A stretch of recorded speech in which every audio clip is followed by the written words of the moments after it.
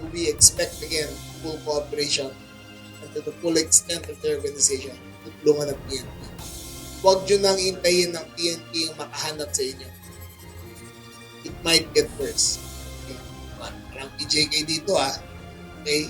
Pero mas maganda na may surrender nila kaysa habulin namin. Hindi katanggap-tanggap para kay Department of the Interior and Local Government Secretary John Vic Rimulya ang pagkamatay sa hazing ng isang estudyante sa Cavite noong March 1. Kaya naman, tiniyak ng kalihim na walang makalulusot sa mga sangkot sa krimen. Kanina, pinangalanan ni Secretary Rimulya ang 17 sa 21 individual na sinasabing may kinalaman sa hazing. Karamihan sa mga ito, nasa 18 hanggang 19 na taong gulang. They will be charged in court. Their names will be submitted and warrants of arrest will be issued against them. Okay? Ngayon, iusap ako sa sinabi kong mga pangalan. Inatasan din ng kalihim ang fraternity na Tau Gamma Phi na isuko ang kanilang mga miyembro na umano'y sangkot sa pagkamatay ng biktimang si Mark Kenneth Alcedo. Giit ni Secretary Rimulya, mas mainam kung susuko na lamang ang mga ito sa pinakamalapit na police station kaysa maglunsad ng police operation ng PNP.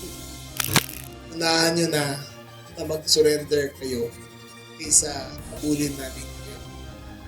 Para rin sa samahan ng Tau Gamma Phi, gusto nyo maayos ang pangalan na inyong samahan, na inyong kapatiran. Unahin nyo na mag-surrender kayo sa habulin pa namin kayo. Panawagan din ng Philippine National Police sa mga ito. Sumuko na sa lalong madaling panahon. As soon as possible, sumurrender na sila through their pwede naman sila mismo or through the Tau-Gamma.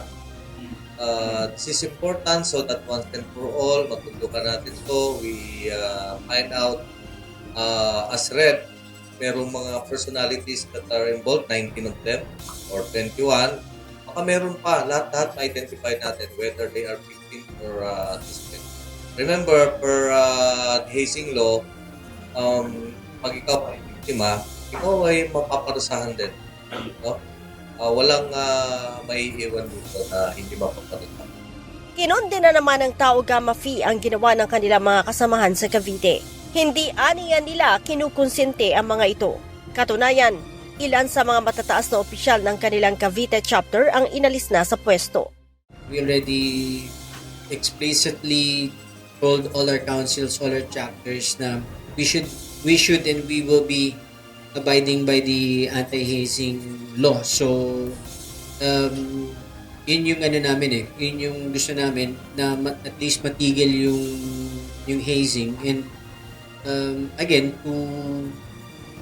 I guess, in a way, well, not in a way, but ang niyan is to prevent any more further deaths in the future. Dagdag ni Asturias, matagal nang hindi pinatutupad sa kanilang samahan ang marahas na initiation rights.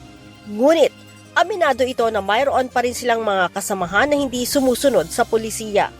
Well, there are cases where, like, in civilian life, there are people that really don't follow the law. So there are cases where in our structure there's still some some that will disobey or not follow protocol. So that's why may mga lawsing kami for